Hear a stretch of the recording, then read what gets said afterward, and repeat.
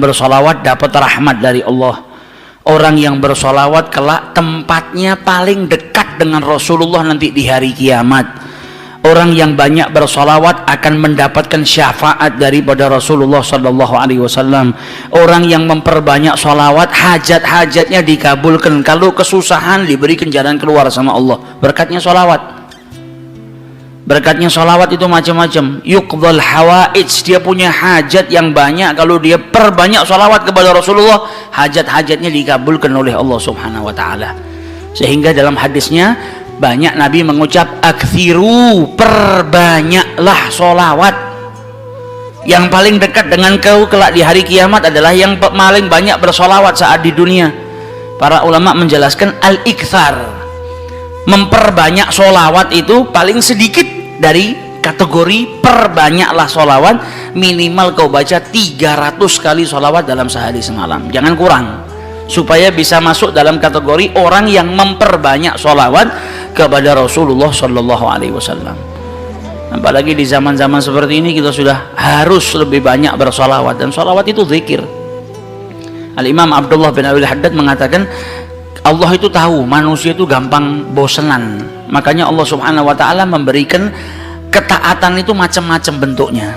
Zikir pun macam-macam, ada astaghfirullah, ada kalimat tauhid la ilaha illallah, ada tasbih, ada tahmid, ada solawat. Karena manusia itu punya tabiah bosen, malal. Kalau zikir itu cuma satu, ditakutkan dia nanti sumpek, bosen. Kalau bosen akhirnya dia nggak memperbanyak. Tapi ketika ada banyak macam ketaatan, engkau bisa taat dengan sholat, engkau bisa taat dengan berzikir, engkau bisa taat dengan Allah Subhanahu Wa Taala dengan bersedekah. Macam-macam taat, macam-macam zikir ini menjadikan supaya kita tidak putus untuk ingat kepada Allah Subhanahu Wa Taala. Jangan sampai bosan. Pada dasarnya manusia itu cepat bosan, tapi bukan berarti terus saya bosan dengan istighfar, saya tak ganti ini. Jangan gantinya kita karena bosan, tapi diselang-seling supaya kebosanan tadi tidak timbul. Nah, salah satu yang harus kita perbanyak nanti di bulan Rabiul Awal, bahkan di hari-hari lainnya kalau bisa, yaitu sholawat kepada Rasulullah Sallallahu Alaihi Wasallam. Khususnya di zaman fitnah seperti ini, kita butuh banyak sholawat supaya dapat rahmat dari Allah Subhanahu Wa Taala, supaya kita diberi keselamatan oleh Allah Subhanahu Wa Taala. Dan manfaatnya sholawat banyak sekali. Sehingga diceritakan dulu ada satu orang punya utang 500 dinar. Dia punya utang banyak sama orang, kemudian datang waktunya semua pada nagih, maka dia kebingungan, nggak punya uang. Akhirnya dia pergi ke salah seorang saudagar, dia pinjam uang 500 dinar. Diberikan sama saudagar tadi. Sebelum diberikan ditanya, kapan mau kau kembalikan uang ini? Maka dia berkata, insya Allah di tanggal sekian saya kembalikan. Uang itu diambil, dia bayarkan hutangnya satu persatu. Selesai dibayarkan tidak tersisa uangnya, nggak ada sisa modal untuk dia putarkan supaya bisa bayar utangnya yang 500 dinar ini. Karena apa? Memang dia pinjam sesuai dengan kadar hutangnya. Sampai ketika datang waktu jatuh tempo, yang punya uang datang ke rumahnya nagih, mana uang 500 dinar yang kau pinjam? Kau janji hari ini akan melunasinya. Maka dia bilang, demi Allah sepeser pun saya nggak punya. Saya belum mendapatkan apa-apa untuk saya bayarkan kepada dirimu. Maka yang punya uang nggak mau tahu. Engkau janji tanggal sekian mau kau bayar, sekarang sudah jatuh temponya, maka bayar hutangmu sesuai dengan ucapanmu. Dia bilang, saya nggak punya. Kalau begitu ayo pergi ke Qadhi, pergi ke hakim. Nggak benar ini perbuatanmu. Maka yang utang tadi dibawa sama yang punya uang ke hakim. Diceritakan perkaranya, ditanya sama hakim, kenapa tidak kau bayar hutangmu? Bukankah engkau berjanji hari ini akan melunasinya? Dia bilang, iya saya berjanji, tapi saya nggak punya uang. Saya bukan pengkhianat, bukan orang yang mau berdusta. Kalau berdusta saya akan bilang saya nggak punya uang. Nggak ada perjanjian di sini, nggak ada bukti. Tapi saya ngaku kalau saya punya utang dan hari ini saya nggak punya uang untuk saya bayarkan. Maka Qadhi berkata, apa? Kalau begitu kau melanggar janjimu, maka engkau harus dihukum, engkau harus dipenjara. Maka yang utang tadi bilang apa? Kalau begitu ya sudah, kalau memang hukumannya saya harus dipenjara karena saya nggak bayar utang, ya sudah saya terima. tapi tolong berikan saya waktu suatu hari. Saya mau kembali ke rumah saya mau izin dengan istri dan anak-anak saya, besok saya akan kembali ke sini lagi dan masukkan saya ke dalam penjara. Maka sang hakim berkata apa? Bagaimana mungkin saya bisa percaya dengan dirimu? Siapa yang menjamin dirimu? Kalau ada yang menjamin kau bakal kembali ke sini, maka saya lepaskan. Dia bilang, ya Ghadhi, kalau saya niat lari sudah dari kemarin-kemarin saya lari. Kalau saya niat lari saya nggak datang ke sini, maka percayalah saya akan kembali di esok hari. Maka kata Ghadhi, jaminannya apa? Akhirnya lelaki tadi bilang apa? Jaminannya yang menjamin saya adalah Rasulullah Shallallahu Alaihi Wasallam. Maka sang hakim bingung. Maksudmu yang menjamin Rasulullah ini bagaimana? Dibilang, ya hakim, kalau saya besok nggak kembali ke tempat ini, saya bersedia ditolak menjadi umatnya Nabi besar Muhammad Shallallahu Alaihi Wasallam. Ini tidak main-main sumpahnya. Dan ini bukan sembarang orang, memang orang yang soleh. Dia bilang, berikan saya waktu sebentar, saya kembali kepada keluarga saya pamit dengan istri saya, besok saya kembali. Saya bersumpah dan saya siap dikeluarkan dari umatnya Rasulullah, nggak dianggap sama Rasulullah kalau sampai saya berdusta.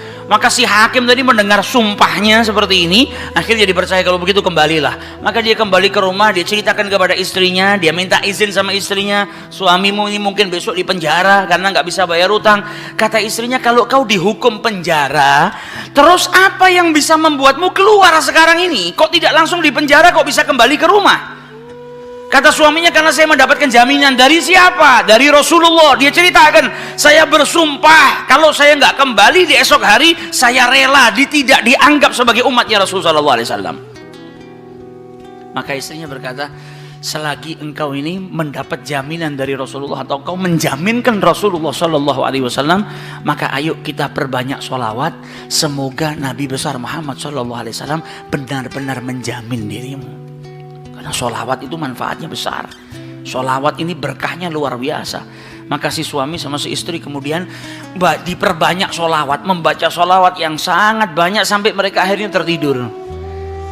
Yang laki yang punya utang tadi ketika tidur mimpi berjumpa dengan Rasulullah Sallallahu Alaihi Wasallam, dan Nabi dalam hadisnya telah bersabda, man ra'ani fakat ra'ani haqqa. Siapa yang mimpi berjumpa dengan diriku, maka sesungguhnya itu aku. Karena syaitan gak bisa menyerupai Nabi besar Muhammad SAW. Dan orang yang dalam hatinya ada mahabbah, orang yang rindu, orang yang membersihkan dirinya, orang yang memang benar-benar ingin berjumpa dengan Rasul SAW, akan diperjumpakan oleh Allah Subhanahu Wa Taala dalam mimpinya ataupun dalam keadaan yaqdzatan. Karena Nabi pun menjelaskan ada orang-orang yang bisa melihat Rasulullah SAW dalam keadaan sadar. Sebagaimana dulu diriwayatkan ada seorang santri kepingin ketemu sama Rasulullah, pingin mimpi. Tanya sama gurunya, sama kiainya, ajarkan kepadaku caranya mimpi ketemu Rasulullah itu bagaimana. Kata kiainya, apa? Gampang.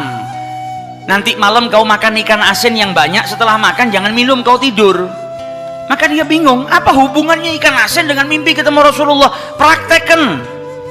Ini kiai mau mendidik santrinya yang betul-betul kepingin berjumpa dengan Rasulullah, pingin mimpi dengan Rasul Sallallahu Alaihi Wasallam. Maka malam hari datang, dia makan ikan satu piring, setelah itu nggak minum, tidur. Bangun tidur dia pergi ke gurunya, marah, mana saya nggak ngimpi ketemu Rasulullah. Kata gurunya, apa yang kau impikan? Kau mimpi ngelihat apa?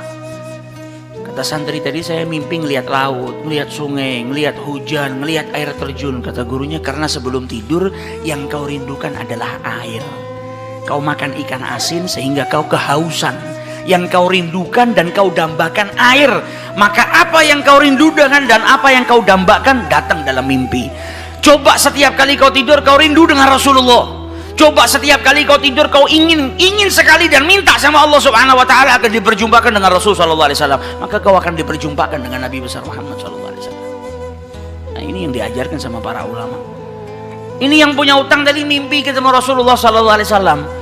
Dalam mimpinya apa kata Rasulullah? Kau jangan takut, jangan gelisah. Orang yang mahabbah, baca sholawatnya bukan sekedar baca, tapi baca dari lubuk hatinya, baca dengan penuh kecintaan.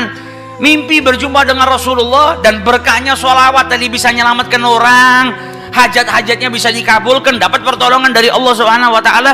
Maka dalam mimpinya Rasulullah bilang apa? Besok pagi kau pergi, idhab ilal wali, pergi ke gubernur di tempatmu itu, bilang sama gubernur tadi, Rasulullah mengucapkan salam kepadamu, dan sampaikan kepada si gubernur, kalau setiap hari dia bersolawat kepada Rasulullah sebanyak 1000 kali, itu solawatnya sampai kepada Nabi Muhammad.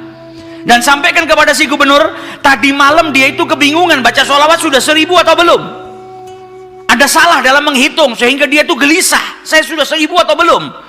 Maka sampaikan kepada gubernur itu bahwasanya sholawatnya sudah sampai 1000, jadi dia nggak perlu gelisah.